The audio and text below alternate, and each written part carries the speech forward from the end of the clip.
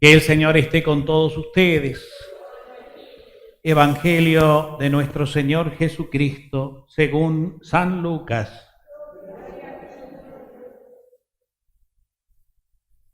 Jesús dijo a sus discípulos: Yo he venido a traer fuego sobre la tierra, y cómo desearía que ya estuviera ardiendo. Tengo que recibir un bautismo, y qué angustia siento hasta que esto se cumpla plenamente. ¿Piensan ustedes que he venido a traer la paz a la tierra? No, les digo que he venido a traer la división. De ahora en adelante, 5 miembros de una familia estarán divididos, 3 contra 2 y 2 contra 3. El padre contra el hijo y el hijo contra el padre. La madre contra la hija y la hija contra la madre. La suegra contra la nuera y la nuera contra la suegra. Palabra del Señor. Tomamos asiento, hermanos. Bueno, muy queridos hermanos en el Señor, hoy queremos dar gracias, como lo hacemos cada vez que nos reunimos a celebrar la Eucaristía. Ustedes saben, como muchas veces lo hemos dicho, la palabra Eucaristía significa justamente esto: acción de gracias. Por eso la misa es el lugar, es el espacio más propicio para reunirnos, a alabar a Dios y a darle gracias por su amor, a darle gracias por la vida, a darle gracias una y otra vez por lo que ha hecho en nosotros y hace en nosotros, por Jesucristo, en Jesucristo. No hemos tomado todavía conciencia, nos falta mucho caminar en nuestra fe, en nuestra vida espiritual, para poder llegar, aunque sea remotamente, a comprender las maravillas que el Señor hizo en nuestra vida. Si nosotros todavía en este mundo, aún teniendo fe y esperanza, estamos arrastrando la cruz del dolor, de la tristeza, de la angustia y la desesperación, es porque todavía no hemos puesto nuestro corazón en fe en las manos de Dios. No digo que por creer en Dios y tener fe vamos a estar exentos de la angustia, pero ciertamente esas angustias y esas tristezas humanas no nos van a ganar la vida, sino que les vamos a encontrar un sentido nuevo, un sentido de liberación y de eternidad, un sentido redentor, como tuvo la angustia del mismo Jesús.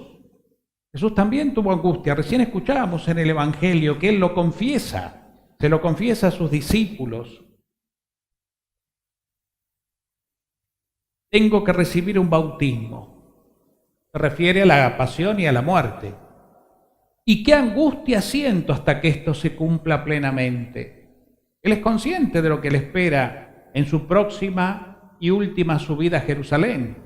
Él subía todos los años a Jerusalén como buen judío a celebrar la Pascua judía y aprovechaba la ocasión para anunciar que esa Pascua tiene que dar lugar a una nueva y eterna Pascua, que es la Pascua de la resurrección y de la vida, donde el reino de Dios llegará de esa manera de una vez y para siempre. Pero bueno, esa predicación de la nueva alianza no es entendida ni aceptada por los judíos, especialmente las autoridades religiosas.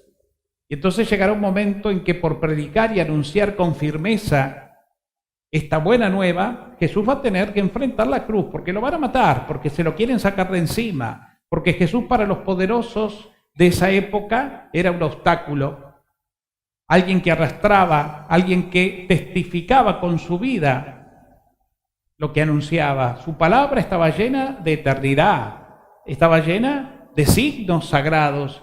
La palabra del Señor tenía autoridad.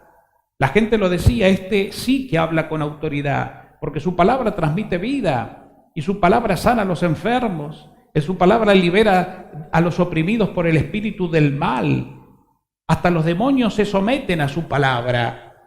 Hasta el clima, las tempestades se aquietan ante su palabra, porque el Señor tiene autoridad. No es un charlatán, no es un demagogo, no es alguien que anuncia o se anuncia a sí mismo de una manera egoísta. Él anuncia el amor del Padre, ni siquiera de Él habla. Él dice que es el enviado del Padre y que vino a cumplir la voluntad del Padre, siendo el Hijo del Padre, siendo Dios como el Padre, siendo el Verbo eterno del Padre, por quien creó todas las cosas y ahora se hizo hombre. Sin embargo, Él habla del Padre, no habla de sí mismo. Por eso su palabra tiene autoridad, la autoridad del Espíritu de Dios, que hace fecunda todas las cosas. Esa autoridad que cuando, por ejemplo, pasó por debajo de la higuera que estaba verde pero no tenía frutos, le dijo: sécate, yo te maldigo, y al otro día estaba seca. Esa palabra que, como decía, calma las tempestades, hasta el mar y el viento que ruge le obedecen. Esa presencia que multiplica los panes, es decir, que sacia el hambre hiriente de la gente, hambre de paz, de verdad y de vida. Esa palabra que pronuncia Jesús con amor y que le da luz a los ciegos y le permite caminar a los paralíticos, y purifica a los impuros por la lepra, y que da nueva vida a los que esperan en Él. Lo único que pide esta palabra viva es que nosotros tengamos adhesión a ella, a Él, por la fe. Por eso hoy decíamos al comienzo que la fe es un don que tenemos que poner a trabajar. Ese don que nos permite ver a Cristo y descubrirlo en nosotros, descubrir la mano de Dios en mí, en cada uno. Esa mano poderosa que hizo en mí grandes cosas, como en María, y poder decir con ella: su nombre es santo, mi alma canta su grandeza y su misericordia. Hoy estamos dando gracias a Dios. La misa, le dijimos, es eso, dar gracias. Y dar gracias por todo esto y mucho más. Y también dar gracias por el grupo Magnífica que ha venido a nuestra parroquia y ha hecho aquí de su casa, su lugar, y es casa de todos, y nos convoca, o el Señor a través de ellos nos convoca para alabar, bendecir, para reunirnos a orar, para interceder los unos por los otros, para crecer en ese espíritu nuevo de alabanza y de adoración, del entusiasmo de ser iglesia, de ser familia, de ser pueblo de Dios, y comprometernos con humildad y confianza para que otros cada vez más conozcan a Dios. Comprometernos con la palabra, comprometernos con el testimonio, comprometernos con el trabajo misionero, comprometernos con el que sufre, con el pobre, con el enfermo, porque eso es ser discípulos de Cristo. Eso es ser iglesia, eso es ser cristianos. No hay otra manera. Entendemos que Dios me ama y experimento por el Espíritu Santo que vive en mí su amor. Lo experimento, lo percibo. Y ese amor me reconforta, no mi razón, porque mi cabeza está minada de un montón de cosas. La cabeza del hombre está contaminada por el mundo. Por eso surgen pensamientos tan negativos que lamentablemente son sumamente alimentados por las malas informaciones y las situaciones tristes que nos rodean. Por eso no hay que ir en busca de Dios por la razón, sino por la fe que brota del corazón, donde vive Dios, donde el Espíritu Santo actúa con dones y gracias. Tenemos que ser más cordiales para ser más espirituales y menos racionales, para que la cabeza no nos coma la vida. Los pensamientos van y vienen, se encuentran y se desencuentran, vienen unos y chocan con otros, porque así es, estamos minados de voces, de sonidos, de situaciones. Y no es que nos tengamos que aislar del mundo, al contrario. Tenemos que tener compromiso con el mundo, conocer, sí, la realidad, pero no contaminarnos con ella, sino guardar esa sana distancia que el Señor en el discernimiento espiritual nos va marcando. Ustedes son del mundo, nos dirá Jesús, pero no le pertenecen al mundo. Ustedes son hijos de la luz, hijos del día.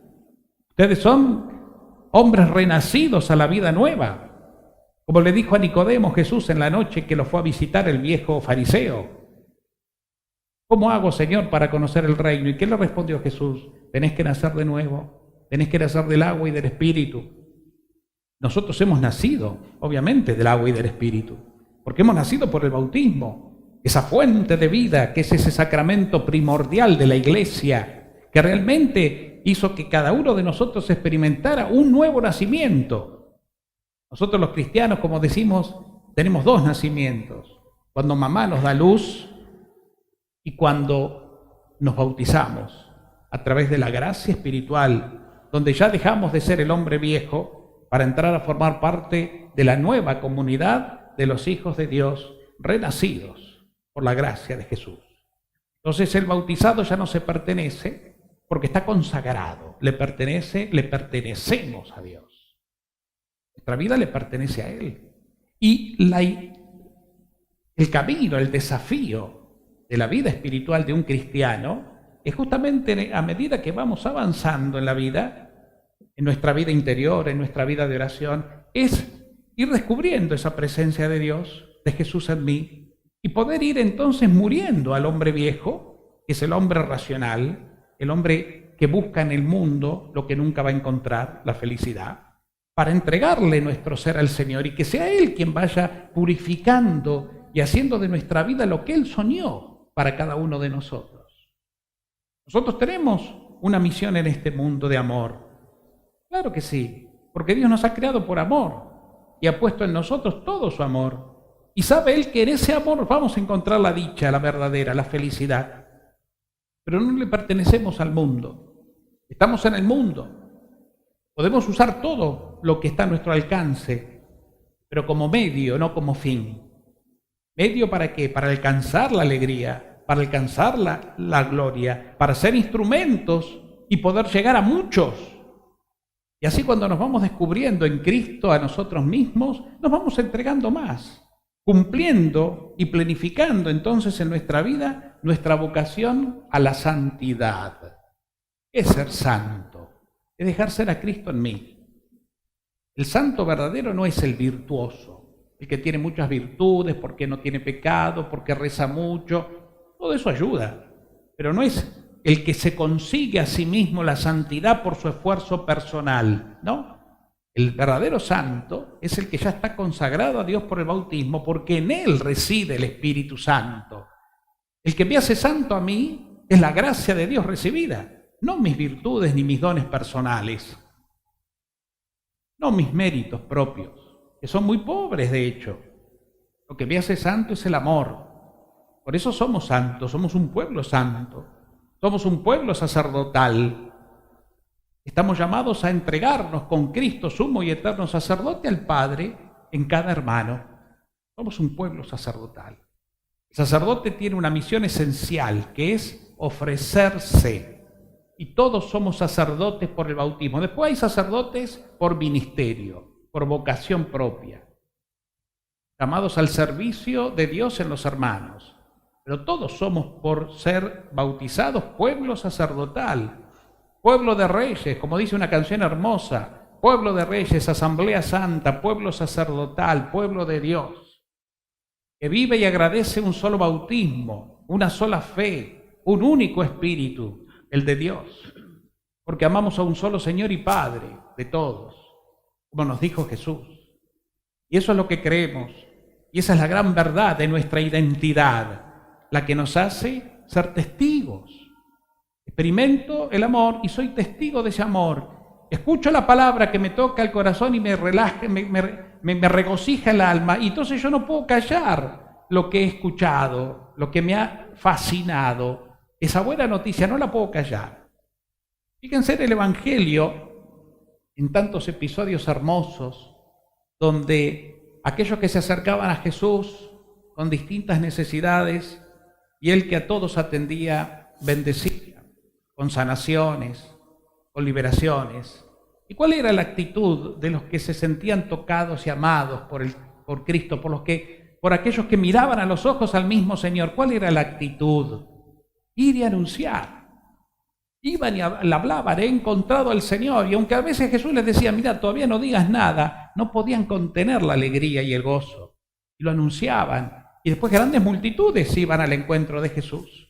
La misma samaritana, mujer que formaba parte de un pueblo pecador, de un pueblo alejado a la ley de Dios en el Antiguo Testamento, ¿no? Y que odiaba a los judíos, cuando se encontró con Jesús en el pozo de Jacob, y Jesús la evangelizó, le anunció el amor y le dio el agua viva, esa agua, para que ya no tenga más sed.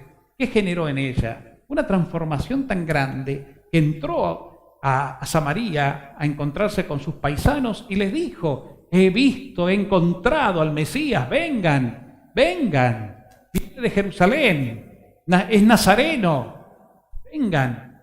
Y los samaritanos fueron por el entusiasmo de esta mujer, aunque sabían que iban a encontrarse con un judío, un enemigo social. Y cuando lo encontraron a Jesús, realmente le invitaron a entrar, a pasar, a formar parte, a que se quedara con ellos. Y Jesús se quedó con ellos unos días. Como el Señor, en su amor y sencillez, pero en su fuerza divina, abre los corazones, abre las mentes, rompe las fronteras, levanta las barreras. Y quiere que nosotros hagamos lo mismo en su nombre.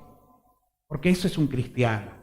Esa es una cristiana, la que levanta barreras, la que abre puertas, la que marca caminos, la que siembra en su fe la buena noticia en el corazón de los otros. Ese es un cristiano, esa es una cristiana verdadera. La que entendió por la gracia de Dios, porque nos humillamos ante Dios para que Él nos levante y nos enseñe la verdad. Entonces entendemos la verdad y sabemos que nuestra vida está para todos. Y para que la iglesia se llene de nuevos hermanos. La iglesia no es una élite o grupos cerrados donde cada uno cuida su quinta para que nadie venga a usurpársela. Eso no es la iglesia. Ni siquiera es una institución, aunque tiene mucho de institución. Ni siquiera es una realidad piramidal, aunque de eso también tiene. Pero la verdad de la iglesia no está ahí. El germen de la iglesia no es ese. La iglesia es un pueblo. La iglesia es una familia. Es una asamblea que se reúne a alabar y bendecir como hijos al Padre y canta las maravillas que Dios hizo en ellos. Y entonces así se acompaña como las primeras comunidades que no tenían la estructura que tenemos hoy, que nos está asfixiando tanto. Las primeras comunidades eran comunidades de cristianos creyentes que vivían por el Espíritu Santo un espíritu post-pascual, es decir, que encontraban en los hermanos la alegría de Jesús. Jesús ya había ascendido, Jesús ya no estaba físicamente entre ellos, pero lo vivían y lo compartían en unos y en otros, en una relación fraterna. Por eso dice el libro de los Hechos que todo lo tenían en común y nadie pasaba necesidad. Y se preocupaban especialmente por los más alejados, por los más desprotegidos, por los más indefensos, por los más pobres. Y ahí la iglesia va generando ministerios, va viendo las necesidades y se van generando ministerios.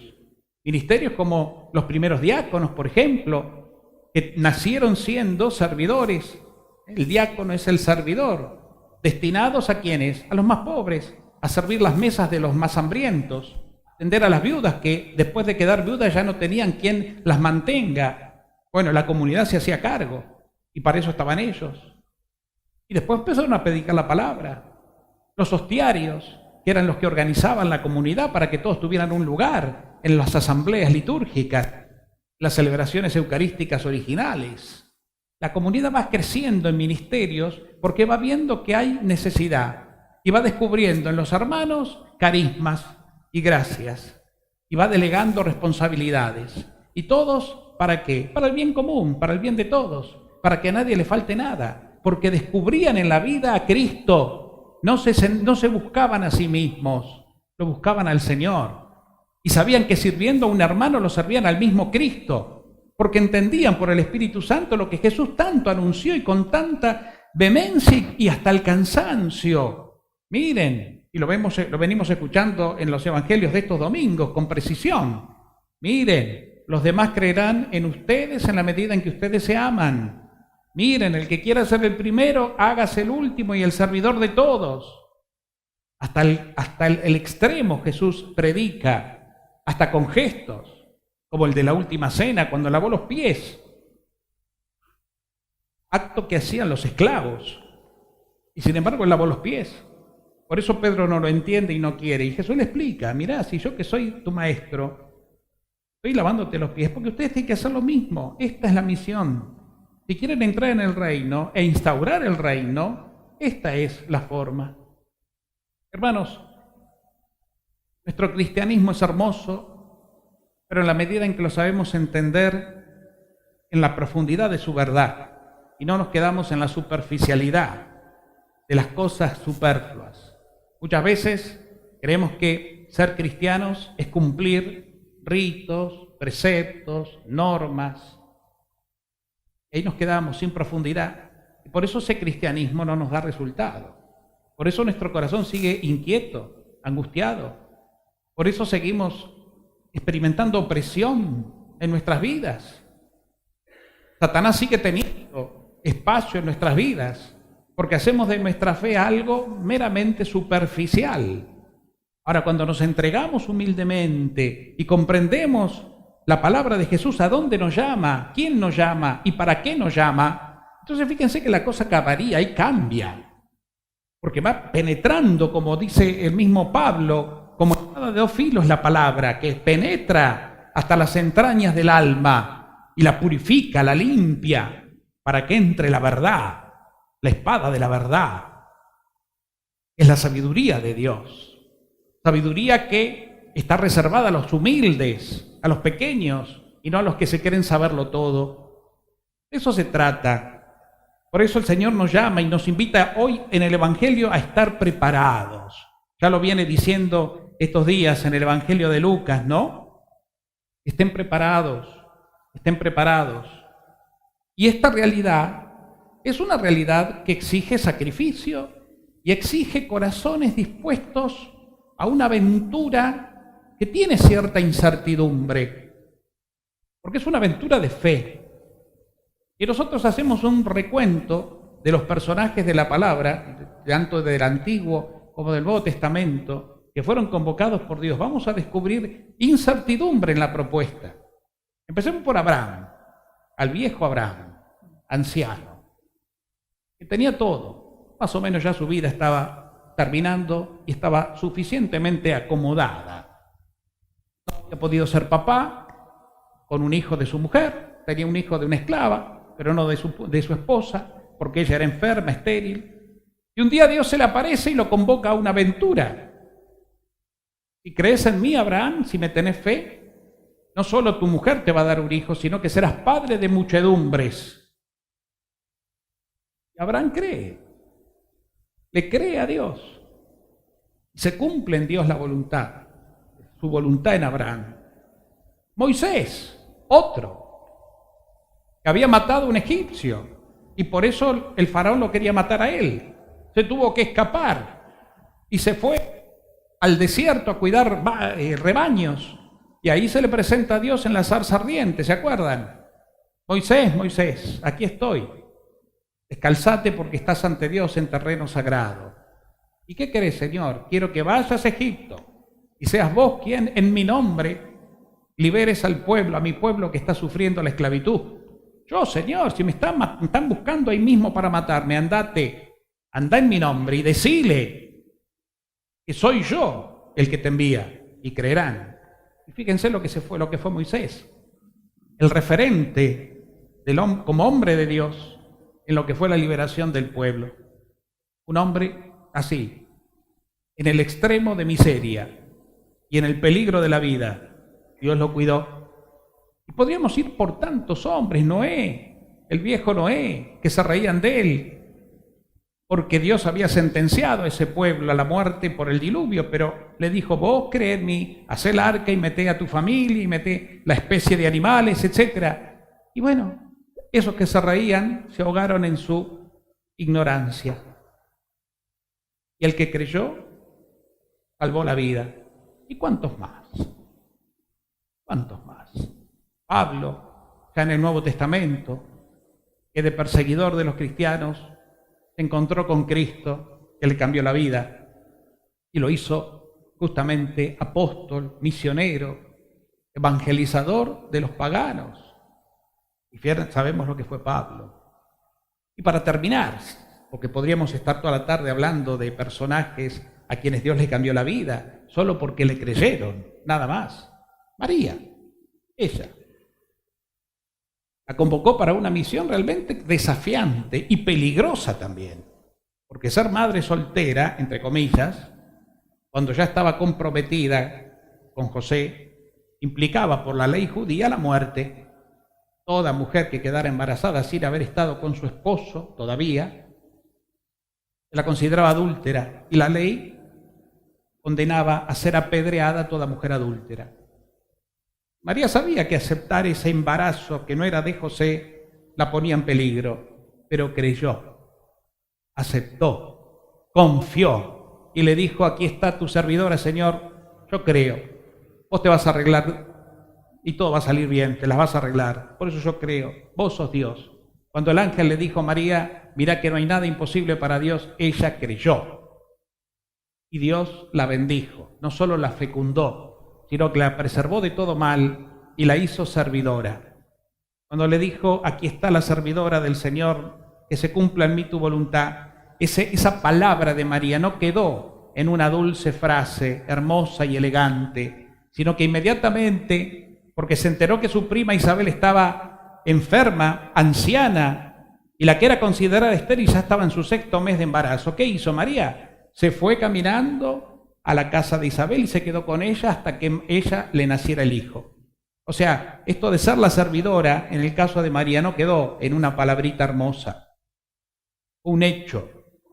Bueno, ven, el Señor nos llama a aventuras que exigen fe y cuya única respuesta es la fe. El cristiano es un hombre, una mujer que se mueven por el misterio de la fe. Y que cuando le creemos a Dios más allá de toda lógica, de todo razonamiento, le creemos a Dios que Él puede hacer de nuestra vida algo extraordinario y nuevo, maravilloso, el Señor obra, a pesar de nuestra pequeñez, de nuestras debilidades, de nuestros miedos humanos o de nuestras dudas humanas y aún de nuestros propios pecados que pueden ser, miren, los peores si quieren. Eso no es problema para Dios, no es obstáculo para Dios, porque la salvación y la redención ya nos llegó en Jesucristo. Él es el que tiene los méritos, porque Él extendió sus brazos en la cruz, obediente al Padre para salvar al hombre. Entonces, cuando extendió sus brazos y dio la vida, ya nos llenó de vida eterna y ya llegó a nosotros la gran absolución total y definitiva que nos trajo la nueva vida. Por eso no hay pecado ya en el hombre. El único pecado grave que puede sí hacernos daño es no creerle a Dios y tomar caminos con conciencia y voluntad ciertamente que nos aparten de Él. Es lo que lamentablemente hace el mundo. Por eso el mundo está así, tan derruido. Por eso estamos quedados los hermanos. Ese espíritu del mundo, que es el espíritu del individualismo, del hedonismo, del materialismo, que busca el poder por el poder mismo. Ese es el espíritu que eligió el mundo. Porque el hombre en general tiene fe. Pero para tener fe y que esa fe surta efecto, hay que ser humilde. Y hay que ir a Dios con humildad, de rodillas. Pero no, al hombre le cuesta arrodillarse ante Dios. Por eso el mundo está como está. Entonces, cuando el hombre se aleja de Dios, quiere ser el Dios de su vida, repitiendo el problema del pecado original, que fue ese. ¿Y qué es lo que pasa? Empieza a sojuzgar a sus hermanos, empieza a oprimir a sus hermanos. Jesús se lo dijo a los discípulos cuando querían ocupar los primeros puestos y se enojaban, entre ellos discutían a ver quién iba a ser el primero. Jesús los llamó y les dijo: miren, en los reinos de la tierra los poderosos hacen sentir su autoridad sobre los más pobres y humildes. Pero ustedes no tienen que ser así. Al contrario, si quieren ser los primeros, háganse los últimos y servidor de todos. No hay otra cosa, no hay otra manera. Pero claro, no siempre la fe está tan trabajada y nuestra humildad está tan disponible para poder entender esto. Y todos, seguridades humanas, buscamos los primeros puestos. Buscamos seguridades que nos da el mundo, seguridades inestables, pero ciertas seguridades al fin. Poder, tener, placer, esas cosas que en sí mismas no valen nada. Que pueden ser un medio bueno, sí, porque no es malo el placer, no es malo el tener, no es malo el poder. Alguien tiene que tenerlo. pero siempre y cuando eso sea un medio para servir a sus hermanos y para la gloria de Dios. Ahora, si es un medio para yo sentirme mejor que los otros y por encima de los demás, aprovechando eso y esclavizando a otros, entonces ahí estamos en un gran problema. Ese problema está a nuestro alrededor hoy día y que de hecho acompañó a la historia de la humanidad desde siempre. Por eso, hermanos queridos, el Señor nos llama y cuando dice, ven, yo no he venido a traer la paz, esa paz donde todo está bien. Esa paz donde todo, como dicen los chicos, no hay problema, está todo bien. No es esa paz. Porque la paz no es ausencia de guerra solamente. La verdadera paz de Jesucristo no es ausencia de conflicto. No. En todo caso, eso es una consecuencia de la verdadera paz. La verdadera paz es estar en comunión con Dios. Y quien está en comunión con Dios, aunque te falte todo, aunque estés en un momento no positivo de tu vida, sin embargo, tu corazón está contento, tu corazón confía, porque ve más allá, porque yo sé en quién he puesto mi vida y mi confianza. De eso se trata. Y claro, Jesús fue el primero incomprendido hasta por su propia familia. Lo trataban, la familia, los más cercanos, lo trataban de loco. Este muchacho se piró. Mirá, y sabemos que lo quieren matar los fariseos. Sabemos que con lo que está enseñando y haciendo corre peligro a la vida y no se da cuenta.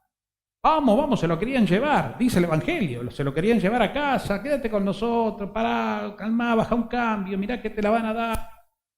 Jesús dice, no, momentito. Mi padre y mis hermanos son los que escuchan la palabra de Dios y la practican. Momentito. Mi familia son ellos. No los que no me comprenden, y hasta en el seno de su familia era incomprendido. Y se generarían conflictos. La vida de Jesús no fue fácil, terrenalmente hablando. Hasta los de su casa, medio que lo combatían. Nosotros tenemos un evangelio a veces muy de cuadro, ¿no? Muy bonito. Un evangelio muy de pesebre navideño. Sin embargo, tanto la vida de Jesús, de María y de los seguidores de él, una vida la voglio-dire, dice el italiano, dura, incomprensiones, de persecuciones, de confrontaciones. O sea, por eso son muy pocos los que realmente entienden este lenguaje, lo pueden vivir. Muy pocos. Por eso son muy pocos los que viven a profundidad, de raíz, el cristianismo y su fe. Y nos quedamos con lo que nos calma un poco y nos deja la conciencia más o menos tranquila, que es el cumplimiento. Cumplo. Pero mi compromiso es pobre. Mi compromiso y mi entrega es pobre. ¿Cuántos están dentro de las comunidades buscando poder? De las comunidades cristianas, de las parroquias. ¿Cuántos están buscando poder? Buscando ser ellos. Sí, trabajan, no digo que no, prestan un servicio. Pero, ¿atrás de eso qué hay? ¿Está el Señor atrás de eso o están ellos mismos? Los digo desde mi lugar de párroco, que tengo que acompañar comunidad. He acompañado y acompaño. Mismo nosotros, los sacerdotes, buscamos a Cristo. ¿Somos servidores de Cristo? ¿O nos buscamos a nosotros mismos? Muchas cosas propias de la Iglesia, a veces las usamos como disfraces. Pero nuestro corazón está lejos del Señor. Muchas veces, en la vida sacerdotal, sin ir más lejos, se habla del celibato. Y creemos que el celibato, o nos pusieron que el celibato es no, el cura no tiene mujer. Perfecto, claro, porque se consagra a Dios. Pero cuidado, que no solamente es eso, porque también entre los curas hay búsqueda de poder, hay búsqueda de los primeros lugares, hay búsqueda de los reconocimientos, hay búsqueda de un montón de cosas terrenales que le dan seguridad o que nos pueden dar seguridad. Y eso también es una falta, no a la castidad, pero sí a la entrega. La fidelidad en un matrimonio no es solamente que él ande con otra mujer o ella con otro hombre. Porque puede ser que eso no suceda, pero no hay diálogo. Quiero imponer siempre mi verdad. Busco siempre mis caprichos. No tengo tiempo para el otro. El poco tiempo que tengo lo busco afuera o lo doy afuera. La televisión es la que ocupa el primer lugar. El fútbol, el primer lugar. Tipos de infidelidades también. Cuando no me pongo en el lugar del otro, cuando no me compadezco del otro, cuando no soy sostén del otro, sino vivo reprochando como que yo soy el único que tiene derechos sobre la otra persona. Tipos de infidelidades también, tanto más graves que las carnales, si quieren. Entonces hay muchas cosas que hay que purificar en nuestra vida cristiana, pero no por nuestro mérito, insisto, sino porque hay que entregarle más el corazón a Jesús, con humildad. Termino con esto. Decían por ahí que la madre de todas las virtudes es la prudencia, ¿no? Habrán escuchado ustedes, la prudencia. La prudencia es muy importante, ser prudente. La prudencia significa mucho. Pero yo creo, a pesar de todo, que hay una virtud que está sobre la prudencia como madre de toda virtud, y que es la humildad. Porque la humildad es la propia imagen de Jesucristo. No hay persona más humilde en el mundo que el mismo Hijo de Dios que se hizo hombre para dar la vida por los hombres y se humilló hasta someterse a la muerte y muerte de cruz. Entonces, cuando vos te humillás ante Dios para que Él sane tu vida, para que Él pueda, es como humillarse ante Dios, es como darle permiso a Dios para que Dios haga en mí lo que Él quiere hacer en mí, lo que Él sabe que tiene que hacer en mí, no lo que yo quiero. Yo le puedo proponer cosas a Dios, está bien, pero su última palabra es de Él. Que se haga tu voluntad y no la mía. Jesús le propuso, Señor, si es posible, sácame de esto, pero que se haga tu voluntad y no la mía. Para lo cual hace falta mucha humildad. La humildad enriquece la fe y la fe enriquece la humildad. Y van de la mano las dos para que el hombre sea grande, grande a los ojos de Dios. Si somos un pueblo humilde, vamos a tener bendiciones en abundancia. Las gracias recibidas, dones, carismas y demás darán fruto y fruto abundante. Cuando no hay humildad, es muy difícil que el Espíritu de Dios pueda obrar en mí, porque el hombre viejo se va a querer imponer siempre. Entonces ahí están los grandes problemas, adentro de la iglesia y afuera en el mundo. Demos gracias al Señor y no tengamos miedo de ser incomprendidos. No tengamos miedo de ser perseguidos a veces. No tengamos miedo de todo lo que el mundo, de la basura que el mundo tira contra los hijos de Dios. Lo tiraron contra el mismo Jesús.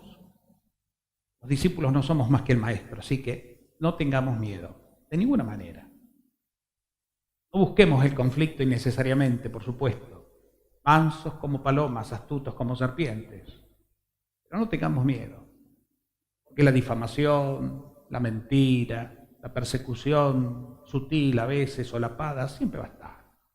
No tengamos miedo. Eso si no nos pongamos a la altura del espíritu del mundo, de los que viven en esa realidad. No te pongas a la altura, no seas más de lo mismo, eso sí. Y dile a Dios humildemente la gracia y no seas más de lo mismo. Eso es fundamental.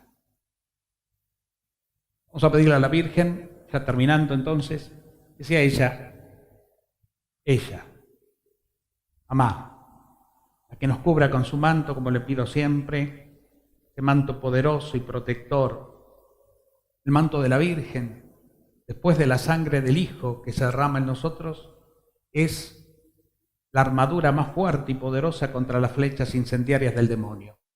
Por eso, Madre, cubrínos con tu manto. No dejes de rezar por nosotros, porque te necesitamos. Que nosotros podamos, con tu ayuda, reproducir, como lo supiste hacer vos, la imagen de Jesús. Y así sea.